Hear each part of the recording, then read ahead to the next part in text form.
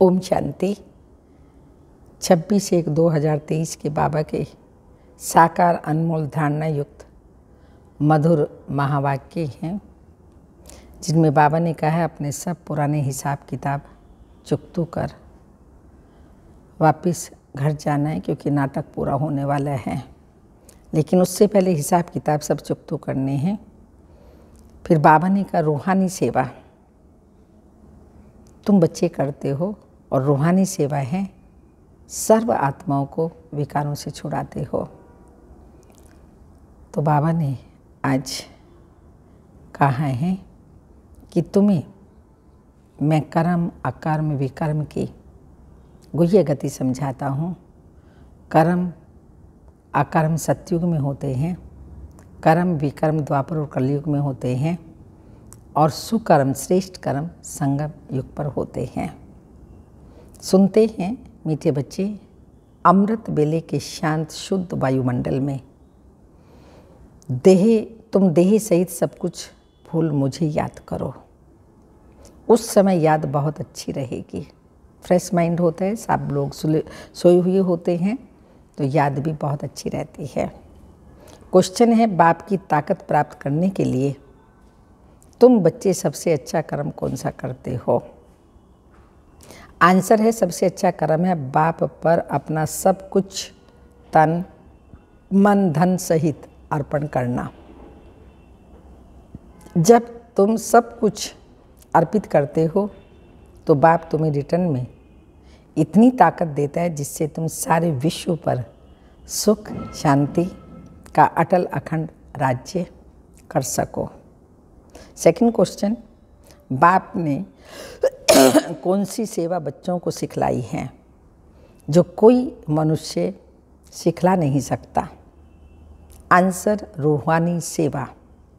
तुम आत्माओं को विकारों की बीमारी से छुड़ाने के लिए ज्ञान का इंजेक्शन लगाते हो। तुम हो रूहानी सोशल वर्कर। मनुष्य जिस्मानी सेवा करते, लेकिन ज्ञान इंजेक्शन देकर आत्मा को ज्योत नहीं बना सकते, जागती ज्योत नहीं बना सकते।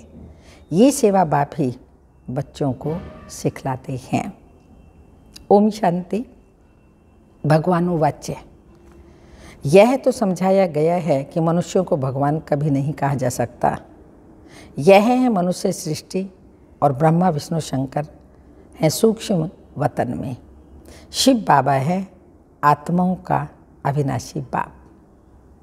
विनाशी शरीर का बाप तो विनाशी है, यह तो सब जानते हैं। पूछा जाता है कि तुम्हारे इस विनाशी शरीर का बाप कौन है? आत्मा का बाप कौन है? आत्मा जानती है, वह परम धाम में रहते हैं। अभी तुम बच्चों को देह अभिमानी किसने बनाया? देह को रचने वाले ने। अब देही अभिमानी कौन बनाता है?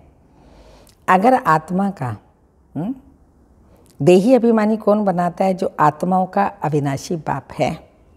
अविनाशी माना जिसका आदि मध्य अंत नहीं है। अगर आत्मा और परमात्मा का आदि मध्य अंत कहें तो फिर रचना का भी सवाल उठ जाए। उनको कहा जाता है अविनाशी आत्मा, अविनाशी परमात्मा। आत्मा का नाम आत्मा है। बरोबर आत्मा अपने को जानती है कि हम आत्मा हैं। मेरी आत्मा को दुखी मत करो, मैं पाप आत्मा हूँ, ये आत्मा कहती है। स्वर्ग में कभी भी यह अक्षर आत्माएं नहीं कहेंगी। इस समय ही आत्मा पतित हैं, जो फिर पावन बनती हैं। पतित आत्मा ही पावन आत्मा की महिमा करती हैं। जो भी मनुष्य आत्माएं हैं उनको पुनर्जन्म लेना ही है। ये सब बातें नहीं हैं तो बाप फरमान करते हैं, उठते बैठते मुझे याद करो। आगे तुम पुजारी थे, शिवाय नमः कहते थे। अब बाप कहते हैं तुम पुजारियों ने नमः तो बहुत बारी किया।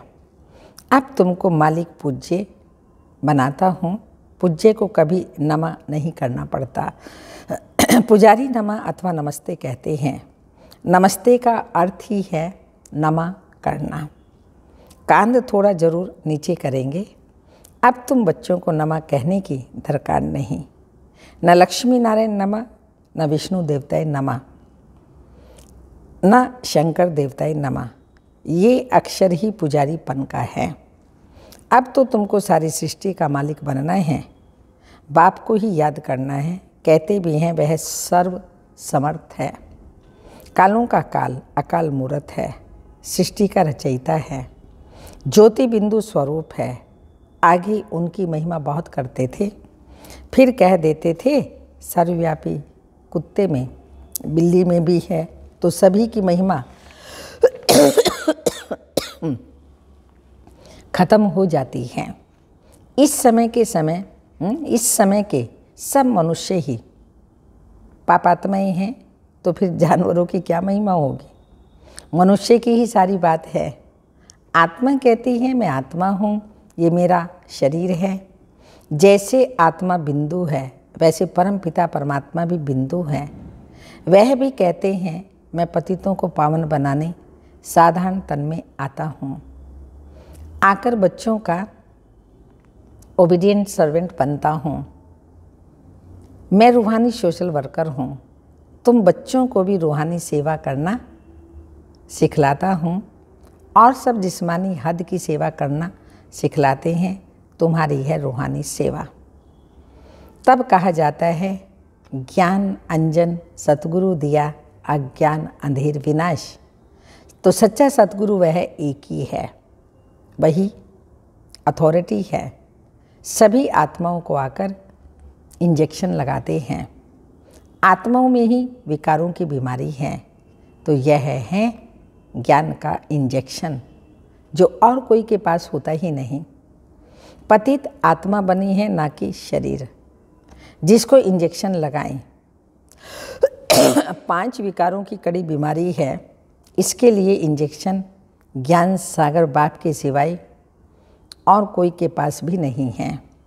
तो बाप आकर के आत्माओं से बात करते हैं कि हे आत्माएं, तुम जागती ज्योति थी, फिर माया ने परछाया डाला, डालते डालते तुमको धुंधकारी बुद्धि बना दिया है।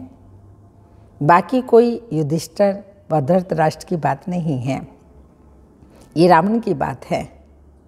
तो बाप कहते हैं मैं आता ही हूँ साधारण रीति, मेरे को बिरला कोई ही जान सकते हैं। शिव जयंती अलग है, कृष्ण जयंती अलग है। परमपिता परमात्मा शिव को श्री कृष्ण से मिला नहीं सकते। वह निराकार हैं और वह साकार। तो बाप कहते मैं हूँ निराकार। मेरी महिमा भी गाते हैं, हे पतित पावन, आकर इस भारत को फिर से सतयुगी दैवी राजस्थान बनाओ। कोई समय दैवी राजस्थान था, अभी नहीं है, फिर कौन स्थापन करेगा? परमपिता परमात्मा ही ब्रह्मा द्वारा नई दुनिया की स्थापना करते हैं। अभी है पतित प्रजा का प्रजा पर राज्य, इनका नाम ही है कब्रिस्तान। माया ने खत्म कर दिया। अब तुमको देह सहित देह के सभी संबंधों को भूल मुझ बाप को याद करना है। शरीर निर्वाह अर्थ कर्म भी भले करो, जो कुछ समय मिले तो मुझे याद करने का पुरुषार्थ करो। यह एक ही तुमको युक्ति बताते हैं। सबसे जास्ती मेरी याद किस समय होगी? सबसे जास्ती मेरी याद तुमको अमृत बेले रहेगी, क्योंकि वह शांत शुद्ध समय होता है। उस समय ना चोर चोरी करते, ना कोई पाप करते हैं, ना कोई विकार में जाते। सोने के टाइम सब शुरू करते हैं। उसको कहा जाता है घोर तमो प्रधान रात। अब बाप कहते हैं बच्चे, पास्ट इज पास्ट। भक्ति मार्ग का खेल पूरा हुआ। अब तुमको समझाया जाता है यह तुम्हारा अंतिम टाइम है। यह प्रश्न उठ नहीं सकता कि सृष्टि की वृद्धि कैसे होगी। वृद्धि तो होती ही रहती है। जो आत्माएं ऊपर हैं उनको नीचे आना ही है। जब सभी आ जाएंगे तब विनाश शुरू होगा। फिर नंबरवार सबको जाना ही है। गाइड सबसे आगे होता है। बाप को कहा जाता है लिबरेटर, पतित पावन। पावन दुनिया है ही स्वर्ग। उनको बाप के सिवाय कोई बना न सके। अब तुम बाप की श्रीमत पर भारत की तन मन धन से सेवा करते हो। गांधी जी चाहते थे परंतु कर न सके। ड्रामा की भाभी ऐसी थी। जो पास्ट हुआ, पतित राजाओं का राज्य खत्म होना था तो उनका नाम निशान खत्म हो गया। उन्हों की प्रॉपर्टी का भी नाम निशान नहीं है। खुद ही समझते थे लक्ष्मी नारायण ही स्वर्ग के मालिक थे, परंतु यह कोई नहीं जानते कि उन्हों को ऐसा किसने बनाया। जरूर स्वर्ग के रचयिता बाप से वर्षा मिला होगा और कोई इतना भारी वर्षा दे न सके। ये बातें कोई शास्त्रों में नहीं हैं, गीता में हैं, परंतु नाम बदल दिया कौरव और पांडव। दोनों की राजाई दिखाते हैं, परंतु यहाँ देव दोनों की राजाई नहीं है।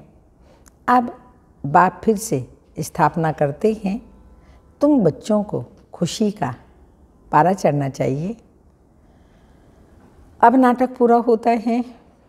हम अब जा रहे हैं। हम स्वीट होम में रहने वाले हैं। वो लोग कहते हैं फलाना पार निर्वाण गया, वह ज्योति ज्योत में समाया अथवा मोक्ष को पाया। भारतवासियों को स्वर्ग मीठा लगता है। वह कहते हैं स्वर्ग पधारा। बाप समझाते हैं मोक्ष तो कोई पाता ही नहीं है। सभी का सदगति दाता बाप ही है। वह जरूर सबको सुख ही देगा ना। एक निर्वाण धाम में बैठे और एक दुख भोगे, ये बाप सहन नहीं कर सकते। बाप है पतित पावन। एक है मुक्ति धाम पावन, दूसरा है जीवन मुक्ति धाम पावन। फिर द्वापर के बाद सभी पतित बन जाते हैं। 5 तत्व आदि सब तमो प्रधान बन जाते हैं। फिर बाप आकर पावन बनाते हैं। फिर वहाँ पवित्र तत्वों से तुम्हारा शरीर गोरा बनता है। नेचुरल ब्यूटी रहती है, उसमें कशिश रहती है।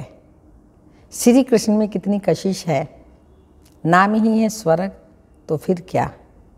परमात्मा की महिमा बहुत करते हैं, अकाल मूरत आदि आदि। फिर उनको ठीक कर भीतर में ठोक दिया है। बाप को कोई भी जानते ही नहीं। जब बाप आए तब आकर समझाए।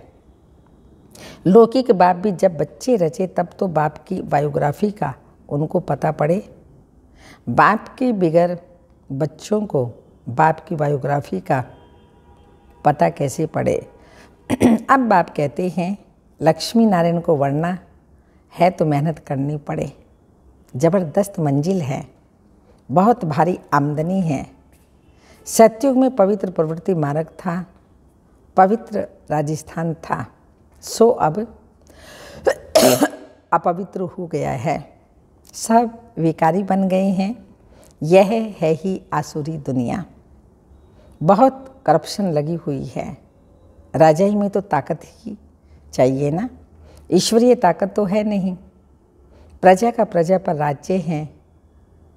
जो दान पुण्य अच्छे कर्म करते हैं उनको राजाई घर में जन्म मिलता है, वह कर्म की ताकत रहती है।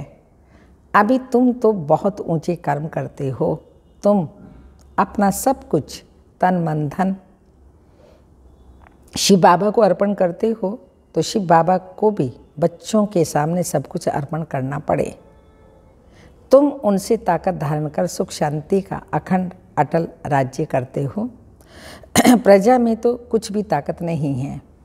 ऐसे नहीं कहेंगे कि धन दान किया तब एमएलए आदि बने। धन दान करने से धनवान घर में जन्म मिलता है। अभी तो राजाई कोई है ही नहीं। अब बाबा तुमको कितनी ताकत देते हैं। तुम कहते हो हम नारायण को वरेंगे, हम मनुष्य से देवता बन रहे हैं। यह है सब नई नई बातें। नारद की बात अभी की है, रामायण आदि भी अभी के हैं। सत्युग त्रेता में कोई शास्त्र होता ही नहीं। सभी बच्चों का अभी से ही ताल्लुक है। बाबा ने कहा सभी बच्चों का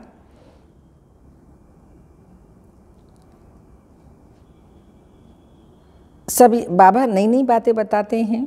तुम कहते हो हम नारायण को वरेंगे, हम मनुष्य से देवता बन रहे हैं, यह सब है नई नई बातें। नारद की बात अभी की है, रामायण आदि अभी के हैं। सत्युग त्रेता में कोई भी शास्त्र होता नहीं। सभी शास्त्रों का अभी से ताल्लुक है, संगम युग से ही है। यहाँ जो भी हम कर्म करते हैं वो भक्ति मार्ग में सब यादगार बन जाते हैं। इसलिए बाबा ने कहा संगम से ही ताल्लुक है। तो अभी से ही ताल्लुक है। झाड़ू को देखो, मठ पंथ सब बाद में आते हैं। मुख्य ब्राह्मण धर्म है, फिर देवता, क्षत्रिय वर्ण आदि आदि। ब्राह्मणों की चोटी मशहूर है। ये ब्राह्मण वर्ण सबसे ऊंचा है, जिसका फिर शास्त्रों में वर्णन नहीं है। विराट रूप में ब्राह्मणों को उड़ा दिया है। ड्रामा में ऐसी नूंद है। दुनिया के लोग यह नहीं समझते कि भक्ति से नीचे उतरते आते हैं। कह देते हैं भक्ति से भगवान मिलता है। बहुत पुकारते हैं, दुख में सिमरन करते हैं, सो तो तुम अनुभवी हो। महादुख की बात ही नहीं, यहाँ सब में क्रोध, एक दो को गाली देते रहते हैं। अभी तुम शिवाय नमः नहीं कहेंगे। शिव तो तुम्हारा बाप है ना। बाप को सर्वव्यापी कहने से ब्रदरहुड हो जाता है। भारत में कहते तो बहुत अच्छा है, हिंदू चीनी भाई भाई, चीनी मुस्लिम भाई भाई, भाई भाई तो है ना, एक बाप के बच्चे हैं। इस समय तुम जानते हो हम एक बाप के बच्चे हैं। ये ब्राह्मणों का सिजरा फिर से स्थापन हो रहा है। इस ब्राह्मण धर्म से देवी देवता धर्म निकलता है। देवी देवता धर्म से फिर क्षत्रिय धर्म, फिर इस्लामी धर्म निकलेगा, आदि आदि। सिजरा तो है ना। फिर बोधि क्रिश्चियन निकलेंगे। ऐसे वृद्धि होते होते इतना बड़ा झाड़ हो गया है। यह है बेहद का सिजरा। वह होता है हद का। ये डिटेल की बातें जिनको धारणा नहीं हो सकती उनके लिए बाबा सहज युक्ति बताते हैं कि बाप और वर्षे को याद करो तो स्वर्ग में जरूर आएंगे। बाकी ऊंच पद प्राप्त करना है तो उनके लिए पुरुषार्थ करना है। यह तो तुम बच्चे जानते हो। शिव बाबा भी तुमको समझाते हैं, ये बाबा भी समझाते हैं। वही तुम्हारी बुद्धि में है। भल हम शास्त्र आदि पढ़े हुए हैं, परंतु जानते हैं इन सबसे कोई भगवान नहीं मिलता है। बाप समझाते हैं, मीठे मीठे बच्चे शिव बाबा को और वर्षे को याद करते रहो। बाप वर्षे को और बाबा को याद करो। बोलो बाबा आप बहुत मीठे हो। कैसे याद करना है बाबा को? बाबा आप बहुत मीठे हो, कमाल है आपकी। ऐसे बाप की महिमा करनी चाहिए। तुम बच्चों को ईश्वरीय लॉटरी मिली है। अब मेहनत करनी है ज्ञान और योग की। इसमें ज़बरदस्त प्राइज मिलती है, तो पुरुषार्थ करना चाहिए। अच्छा, मीठे मीठे सिक्के लदे बच्चों प्रति माता पिता बाप दादा का याद प्यार। Good morning, diamond morning. रूहानी बाप की रूहानी बच्चों को नमस्ते। हम रूहानी बच्चों की रूहानी माता पिता बाप दादा को याद प्यार। गुड मॉर्निंग, डायमंड मॉर्निंग, ओम नमस्ते। धारणा के लिए मुख्य सार हैं। अब नाटक पूरा हो रहा है। हम अपने स्वीट होम जा रहे हैं। इस स्मृति से खुशी का पारा सदा चढ़ा रहे। सेकंड पॉइंट, पास्ट को पास्ट कर। इस अंतिम जन्म में बाप को पवित्रता की मदद करनी है। बाबा को कौन सी मदद चाहिए? स्वयं पवित्र बनना, औरों को पवित्र बनाना, ये मदद चाहिए। तन मन धन से भारत को स्वर्ग बनाने की सेवा में लगना है। वरदान, सर्व पुराने खातों को संकल्प और संस्कार रूप से भी समाप्त करने वाले अंतर्मुखी भाव। सर्व पुराने खातों को संकल्प और संस्कार रूप से भी समाप्त करने वाले अंतर्मुखी भाव। बाप दादा बच्चों के सभी चोपड़े अब साफ देखना चाहते हैं। थोड़ा भी पुराना खाता अर्थात बाहर मुक्ता का खाता संकल्प व संस्कार रूप में भी न रह जाए। सदा सर्व बंधन मुक्त और योग युक्त इसी को अंतर्मुखी कहा जाता है। इसलिए सेवा खूब करो, लेकिन बाहर मुखी से अंतर्मुखी बन करके करो।